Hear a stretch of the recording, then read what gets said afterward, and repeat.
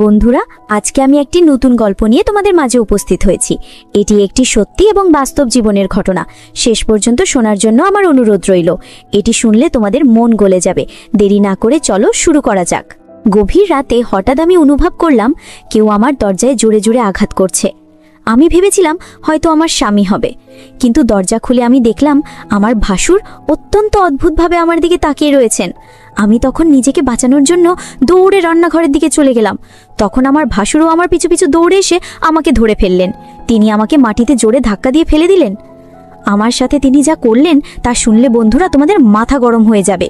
বন্ধুরা, গল্পটি অনেক অনেক ইন্টারেস্টিং। আমি আশা করি গল্পটি শুনে তোমরা অনেক মজা পাবে। তবে গল্পটি শোনার পূর্বে বন্ধুরা, তোমাদের নিকট আমার একটি ছোট্ট অনুরোধ আছে। তোমরা দয়া করে আমার চ্যানেলটি সাবস্ক্রাইব করে আমাকে সাপোর্ট করবে। বন্ধুরা, আমার নাম অনন্যা। আমার বিয়ে হয়েছে 3 বছর আগে। বিয়ের 3 বছর পর হঠাৎ করে আমার ভাসুর আমার দিকে খারাপ নজরে তাকাতে শুরু করলেন।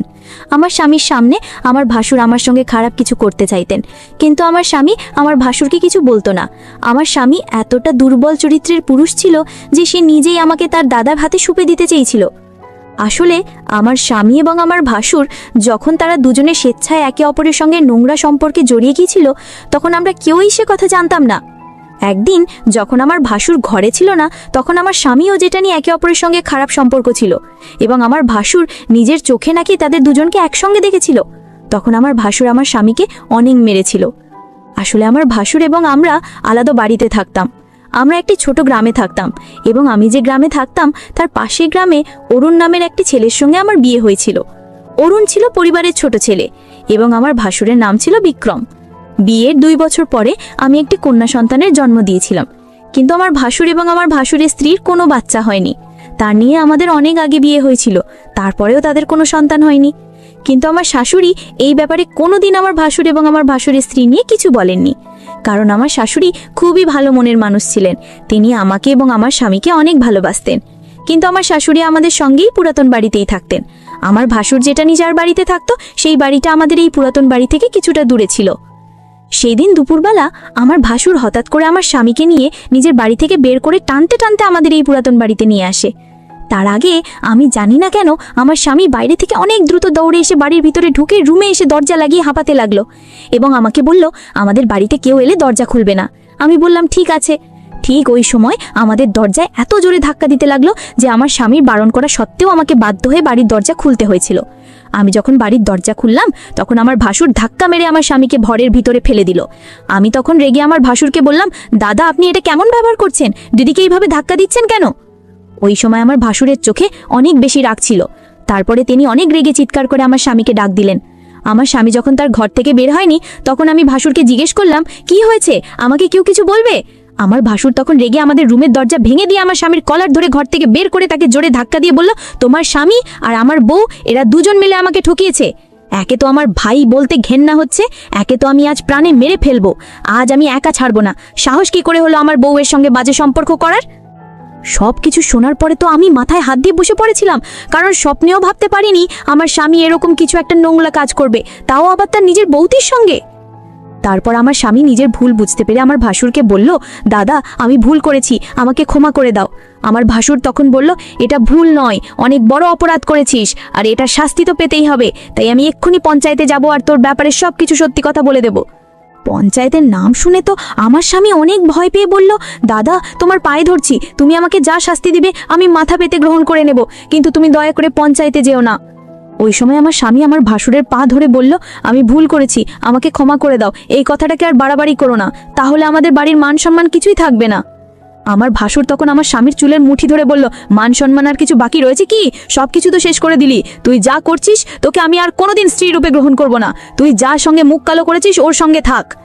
ওই সময় আমার শাশুড়ি ঘরে ঢুকে আমার ভাসুর এবং আমার স্বামীকে জিজ্ঞেস করলেন, কি হয়েছে তোরা এভাবে চিৎকার চেঁচামেচি ঝামেলা করছিস কেন?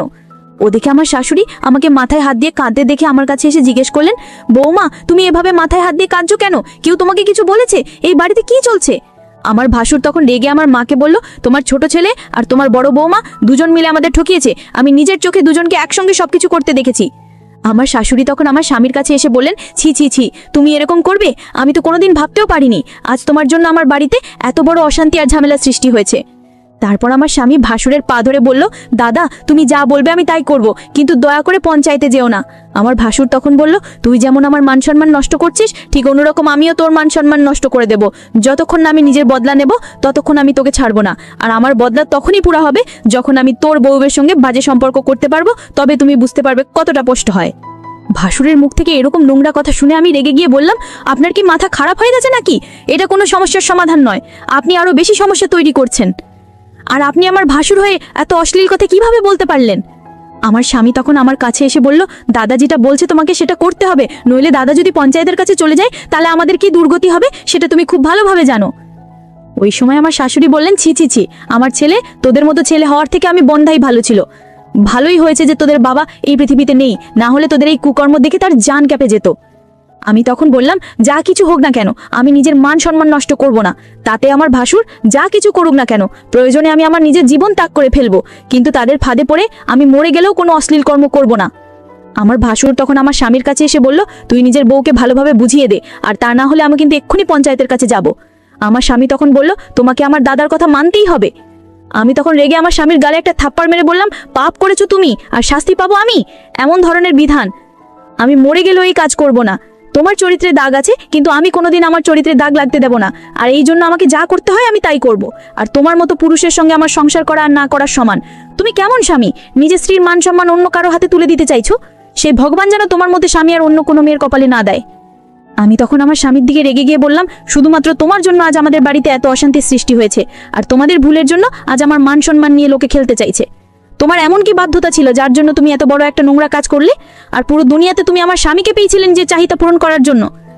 জি, তোমাকে আমি যতটা ভালো ভেবেছিলাম তুমি তার চাইতে অনেক বেশি খারাপ। আমার স্বামী নিয়ে একটা কোনায় দাঁড়িয়ে চোখের পানি ফেলছিল। তারপর আমি যখন কোনো মতে আমার ভাসুর এবং আমার স্বামীর কথা মানতে কোনোভাবেই রাজি হইনি, এবং আমার শাশুড়িও যখন আমার সপক্ষে ছিলেন এবং তিনি যখন এই কাজটা করতে বাধা দিলেন নিজের ছেলেদের, তখন আমার স্বামী ভাসুর জোর করে আমার শাশুড়িকে এবং আমার মেয়েকে একটা ঘরের মধ্যে বন্ধ করে দেয়। তারপর আমার স্বামী ভাসুরকে বলল, মারকে তো ঘরের মধ্যে বন্ধ করে দিলাম, এবার আমার বউয়ের সঙ্গে তোমার যা করার আছে তুমি করতে পারো। এটা বলে আমার স্বামী যখন ঘরের বাইরে চলে গেল এবং আমার ভাসুর যখন আমার দিকে এগিয়ে আসছিল, তখন আমি না পেরে আমার ভাসুরকে জোরে ধাক্কা দিয়ে দৌড়ে ঘর থেকে বেরিয়ে তাড়াতাড়ি করে পঞ্চায়েতের দিকে গিয়েছিলাম। আমার ভাসুর আমার পেছনে আমাকে ধরার জন্য ছুটে আসছিল। আমি কোনো রকম ভাবে নিজের মান সম্মান রক্ষা করে তাড়াতাড়ি পঞ্চায়েতে এসে হাজির হয়েছিলাম। আমি ভেবেছিলাম পঞ্চায়েত আমার সঙ্গে ন্যায্য বিচার করবে, কিন্তু পঞ্চায়েতে আমাদের ব্যাপারে সব কথা শোনার পরে যা সিদ্ধান্ত নিয়েছিল সেটা শুনে তো আমার পায়ের তলা থেকে যেন মাটি সরে যাবার অবস্থা হলো। সবকিছু শোনার পরে পঞ্চায়েত আমার ভাসুরকে জিজ্ঞেস করলো যে সে কি চায়। আমার ভাসুর তখন জোর গলায় করে বলল, আমার ভাই যেমন আমার বউয়ের সঙ্গে বাজে কাজ করেছে, আমি ঠিক তার বউয়ের সঙ্গে এরকম কাজ করতে চাই, তবেই আমার সঙ্গে ন্যায্য বিচার হবে। পঞ্চায়েতে যিনি প্রধান ছিলেন তিনি তার সহকর্মীদের সঙ্গে কিছু আলোচনা করার পরে ঘোষণা করলেন যে আমার ভাসুর যেটা বলছেন সেটাই হবে। ওটা শোনার পরে তো আমি পঞ্চায়েতকে বলেছিলাম, আপনারা এটা ঠিক করছেন না, আপনারা আমার সঙ্গে অন্যায় করছেন। আমার স্বামী এবং আমার ভাসুরের স্ত্রী ভুল কাজ করেছে, কিন্তু এটা শাস্তি আমি কেন পাবো? আমার সঙ্গে এত বড় পাপ কাজ আপনারা করতে পারেন না, তাই আমি পুলিশের কাছে যাবো, কিন্তু আমার সঙ্গে এত বড় অন্যায় আমি কোনো মতেই হতে দেব না। সবকিছু আমি জেনে নেব। পঞ্চায়েত কিন্তু আমার সঙ্গে কোনো উপকার করলো না, কিন্তু এরপরে জানি না কি হয়েছিল। ওদিকে আমার ভাসুরের স্ত্রীকে শাস্তিস্বরূপ পঞ্চায়েতের প্রধান এবং তার সহকর্মীরা পঞ্চায়েতের ঘরে তাকে বন্দি করে রেখেছিল। আমি যখন পঞ্চায়েতের আদেশ মানতে রাজি হয়নি, তখন পঞ্চায়েতের প্রধান বলে দিয়েছিল যে গ্রামের কোনো মানুষ যাতে আমাদেরকে সাহায্য না করে, গ্রামের কোনো দোকানদার যাতে আমাদের কাছে কোনো জিনিস বিক্রি না করে, এমনকি গ্রামের যে টিউবওয়েল থেকে আমরা জল তুলে আনতাম সেটাও আমাদেরকে বারণ করে দিয়েছিল। আসলে আমাদের গ্রামের মানুষেরা পঞ্চায়েতের প্রত্যেকটা আদেশ খুব ভালোভাবে মেনে চলত। তাছাড়া আমাদের কাছে আর কোনো উপায় ছিল না। পুলিশের কাছে কেউ ভয়ে যেত না, কারণ পঞ্চায়েত যখন জানতে পারত যে কোনো মানুষ তার বিচার সালিশ করার জন্য পুলিশের কাছে গেছে, তখন তাদের সমস্ত সুযোগ সুবিধা পঞ্চায়েত বন্ধ করে দিত। তাই গ্রামের মানুষ ভয়ে পুলিশের কাছে যেত না। গ্রামে কোনো বাড়িতে কোনো কিছুর অসুবিধা হলে সেটা পঞ্চায়েত মীমাংসা করত। এমনকি কেউ যদি পুলিশের কাছে যেতে চাইতো তাহলে পঞ্চায়েত তাকে কঠিন শাস্তি দিত। পঞ্চায়েতে যা কিছু মীমাংসা হয়েছিল সবকিছু শোনার পরেও আমার স্বামী কাপুরুষের মতো চুপচাপ দাঁড়িয়েছিল। আমার তো এটা ভেবে আশ্চর্য লাগছিল, একটা মানুষের সঙ্গে এত বছর সংসার করার পরেও সে কিভাবে নিজের বউকে ধোঁকা দিতে পারে। শুধু তাই নয়, নিজের কুকর্ম করার পরে তার সমস্ত কুকর্মের ফল আমার ঘাড়ে চাপিয়ে দিতে পারে। সে যদি ভুল করার পরে নিজের ভুল স্বীকার করে শাস্তি ভোগ করে নিত, তাও আমি তাকে ক্ষমা করে দিতাম। কিন্তু আমার স্বামী এতটা স্বার্থপর নিজ যে নিজেকে কঠোর শাস্তির হাত থেকে বাঁচানোর জন্য আমাকে বলি দিতে চেয়েছিল। ওদিকে আমি মনের মধ্যে জেদ করে নিয়েছিলাম যে যাই হয়ে যাক না কেন আমি নিজের ভাসুরের কাছে নিজেকে সঁপে দিতে পারবো না। আর অন্যদিকে আমার ভাসুর আমার স্বামীর সঙ্গে বদলা নেওয়ার চক্করে আমাকে নষ্ট করার জন্য উঠে পড়ে লেগেছিল। আর পঞ্চায়েতের নির্দেশ অনুযায়ী গ্রামের কেউ আমাদের সাহায্য করতে রাজি হয়নি। গত 2 দিন থেকে আমি, আমার শাশুড়ি ও আমার মেয়ে আমরা না খেয়ে দিন কাটাচ্ছিলাম। আমাদের বাড়ির সমস্ত খাবার শেষ হয়ে গিয়েছিল। আমার শাশুড়ি যখন গ্রামের দোকানে গিয়েছিল চাল ডাল কেনার জন্য, তখন কেউ আমাদের খাবার দেয়নি, কারণ গ্রামের পঞ্চায়েত বলেছিল আমাদের যদি কেউ সাহায্য করে তাহলে আমাদের মতো তাদেরও অসহায় করে ছেড়ে দেবে। ওই ভয়ে কেউ আমাদের সাহায্য করেনি। আমার 4 বছরের ছোট্ট মেয়েটা না খেয়ে দিন কাটিয়েছিল। ওদিকে আমার স্বামী শাশুড়ির ভয়ে আমাদের বাড়ি ফেরেনি। তারপর সেদিন সন্ধেবেলায় আমাদের বাড়ির দরজায় যখন কেউ ডাক দিচ্ছিল, তখন দরজা খুলে দেখলাম আমার স্বামী বাইরে দাঁড়িয়ে আছে। তাকে দেখে তো আমার পুরো শরীর রাগে জ্বলছিল। সে তখন আমাকে ধরে বলল, দয়া করে তুমি পঞ্চায়েতের কথা মেনে নাও এবং আমার দাদার সঙ্গে এই কাজটি করে নাও। মাত্র 1 দিনের তো ব্যাপার, প্লিজ তুমি আমার প্রতি দয়া করো না, আর তাহলে আমি মরে যাব। যদি তুমি এই কাজটি করো তাহলে আমাদের সবকিছু ঠিক হয়ে যাবে, আবার সবকিছু আগের মতোই হয়ে যাবে। না হলে আমাদের না খেয়ে মরতে হবে, আবার মেয়েটারও কষ্ট হবে। আমি তখন স্বামীর কাছ থেকে নিজেকে ছাড়িয়ে নিয়ে বললাম, ঘোষামত আর আমাকে ছোঁয়ার চেষ্টা করবে না। আজ তোমার পাপের ভাগী আমরা সবাই হয়ে গেছি, আর তোমার জন্যে আমার মেয়েটা কষ্ট পাচ্ছে। ছি, ঘৃণা হচ্ছে আমার তোমাকে দেখে। আমার স্বামী তখন আমার দিকে আঙুল দেখিয়ে বলল, সব দোষ তোমার। তুমি যদি দাদার পরামর্শ মেনে নিতে তাহলে আজ এত খারাপ দিন আমাদের দেখতে হতো না। আমি তখন স্বামীকে বললাম, তুমি কি ধরনের স্বামী যে কোনো রকম দ্বিধাবোধ ছাড়াই নিজের স্ত্রীকে নিজের দাদার কাছে বিক্রি করে দিতে চাইছে? প্রত্যেকটা স্বামীর কর্তব্য হচ্ছে তার স্ত্রীর মান সম্মান রক্ষা করা, কিন্তু তুমি এতটা নির্দয়, নিষ্ঠুর ও নিচে নিজের মান সম্মান নিজের হাতে নষ্ট করার জন্য উঠে পড়ে লেগেছো। আমি তোমাকে কোনোদিন ক্ষমা করতে পারবো না। তুমি আমার চোখের সামনে থেকে দূর হয়ে যাও, নইলে আমি ধাক্কা মেরে তোমাকে বাড়ি থেকে বের করে দেবো। ওই সময় আমার শাশুড়ি ঘর থেকে বেরিয়ে এসে তার ছেলেকে দেখে অনেক রেগে গিয়ে ভিতর থেকে একটা লাঠি এনে বললেন, বেরিয়ে যা এখান থেকে, না হলে এই লাঠি দিয়ে তোর পিঠের ছাল আমি তুলে নেব। বেরিয়ে যা আমার চোখের সামনে থেকে, আমি তোর মুখ দেখতে চাই না। ওই কথাটা বলে আমার শাশুড়ি আমার স্বামীকে ঘর থেকে বের করে দিয়ে ভেতর থেকে দরজা লক করে আমাকে ধরে কাঁদতে শুরু করলেন। আমার শাশুড়ি মা আমার মাথায় হাত বুলিয়ে বললেন, আমি যতদিন বেঁচে আছি তোমার সঙ্গে অন্যায় হতে দেব না। আমি তোমার নিজের মা না হতে পারি, কিন্তু আমি তোমার শাশুড়ি মা। তোমার জায়গায় যদি আমার মেয়ে হতো তাহলে আমি তাকে এভাবে রক্ষা করতাম। আমি তোমার নিজের মেয়ে না হলেও তুমি তো অন্য কারোর মেয়ে, তাই তুমি একদম চিন্তা করো না। এই বলে আমার শাশুড়ি নিজের হাত থেকে লাঠিটা ফেলে দিয়ে ঘরের ভেতরে চলে গেলেন। আমি তো কিছুই বুঝতে পারছিলাম না যে এবার আমি কি করব। একবারের জন্য আমি ভেবেছিলাম আমার বাবা মায়ের কাছে আমি চলে যাব, কিন্তু আমার বাবা মা তো নিজেরাই খুব অসহায় ছিলেন, তাদের বয়স হয়েছিল। আমার বাবা মাও বৃদ্ধ হওয়ার কারণে কাজ করতে পারতেন না, এবং আমার দাদা তাদের থাকা খাওয়ার দায়িত্ব নিয়েছিল। ওই অবস্থায় আমি যদি বাবা মায়ের বাড়ি চলে যেতাম তাহলে হয়তো তাদের ওপরেই বোঝা হয়ে যেতাম। এই ভেবে আমি বাবা মায়ের কাছে যেতে পারিনি। সেদিন রাতের বেলা আমাদের বাড়িতে খাবার ছিল না। যে 2টো মুড়ি রাখা ছিল সেই 2টো মুড়ি জলে ভিজিয়ে আমার মেয়েকে খাইয়ে ঘুম পাড়িয়ে দিয়েছিলাম। এদিকে আমার শাশুড়িও আমি সেদিন রাতে না খেয়েছিলাম। তারপর অর্ধেক রাতে মনে হলো আমাদের দরজায় কেউ জোর করে ধাক্কা দিচ্ছে। তখন মনে হয়েছিল হয়তো আমার স্বামী আবার বাড়ি ফিরে এসেছে। দরজায় শব্দ পেয়ে আমার মেয়ে ও শাশুড়ি উঠে যাবে এই কথা ভেবে আমি তাড়াতাড়ি ঘরের দরজা খুলতেই তাকে দেখে ভয় আমার শরীর কেঁপে উঠল, কারণ দরজা খুলতেই দেখলাম আমার ভাসুর দাঁড়িয়ে আছে, এবং সে আমাকে দেখে বলল, দেখো তুমি আমার ভাইয়ের বউ, এটা আমি খুব ভালোভাবে জানি, কিন্তু আমার মান সম্মান এবং আমার জীবন নষ্ট করেছে তোমার স্বামী, সেটার বদলা আমি নেবই। তাই তোমাকে আমার সাথে রাত কাটাতেই হবে, নইলে না খেতে পেয়ে আমাদের সবার অবস্থা নাজেহাল হবে, আর তোমার মেয়ে না খেয়ে মারা যাবে। তাই তুমি যদি তোমার মেয়েকে একটু ভালোবাসো তাহলে আমার সাথে রাত কাটানোর জন্য রাজি হয়ে যাও, না হলে আমি তোমার সাথে জোর জবরদস্তি করে সম্পর্ক করতে বাধ্য হয়ে যাব। তারপর আমি ভাসুরকে বললাম, আমার মেয়ের চিন্তা আপনাকে করতে হবে না, আমার মেয়ের জন্য এখন আমি বেঁচে আছি, নইলে কবেই মরে যেতাম। ভাসুরের কথা শুনে আমি তাড়াতাড়ি রান্নাঘরের দিকে যাচ্ছিলাম, তখন তিনিও ছুটে ছুটে আমার পেছনে এলেন।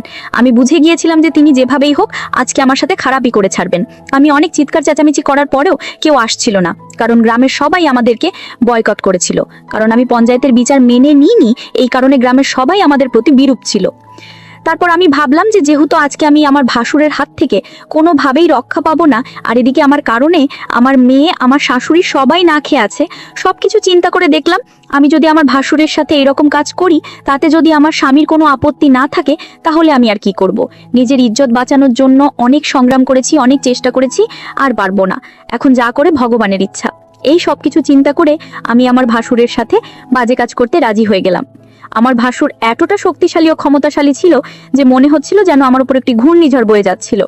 আমি আমার ভাসুরকে বললাম, দয়া করে আপনি একটু সহনশীল হন, আমার অনেক কষ্ট হচ্ছে। তারপরেও আমার ভাসুর আমার সাথে সারা রাত ইচ্ছে মতো এক অদ্ভুত কাজ করেছিল। মনে হয় অনেকটা রাগে আমার সাথে এরকম করেছিল। তারপর আমার ভাসুর শান্ত হয়ে সবকিছু মেনে নিয়েছিল। তারপর আমাদের পরিবারে আবার আগের মতো শান্তি হয়ে উঠেছিল। পরিশেষে আমি তোমাদেরকে বলবো বন্ধুরা, কেউ মরে পাবে, আবার কেউ মরে ধরে পাবে। আমার অতীত একই অবস্থা হয়েছিল আমার স্বামীর পাপের কারণে। এর শাস্তি আমাকে ভোগ করতে হয়েছিল। বন্ধুরা, আমি তোমাদের কি বলবো, হয়তো তোমাদের জীবনেও আমার মতো এরকম ধরনের ঘটনা ঘটতে পারে। তাই আমি তোমাদেরকে বলবো, তোমরা অবশ্যই এই পরিস্থিতিতে সাবধানতা অবলম্বন করার চেষ্টা করবে। বন্ধুরা, আজকে এই পর্যন্তই। আবারও আসবো তোমাদের মধ্যে নতুন কোনো ভিডিও নিয়ে। ভিডিওটি যদি তোমাদের ভালো লাগে তাহলে একটি লাইক দাও। প্রতিদিন আমি তোমাদেরকে একটা করে নতুন গল্প উপহার দেব। তাই তোমাদেরকে অনুরোধ করে বলছি, তোমরা যদি এইরকম ধরনের ইন্টারেস্টিং গল্প পেতে চাও তাহলে দয়া করে আমার চ্যানেলটি সাবস্ক্রাইব করো। পরিশেষে তোমাদের সকলের সুস্বাস্থ্য কামনা করি। ভিডিওটি দেখার জন্য তোমাদের সকলকে অসংখ্য ধন্যবাদ।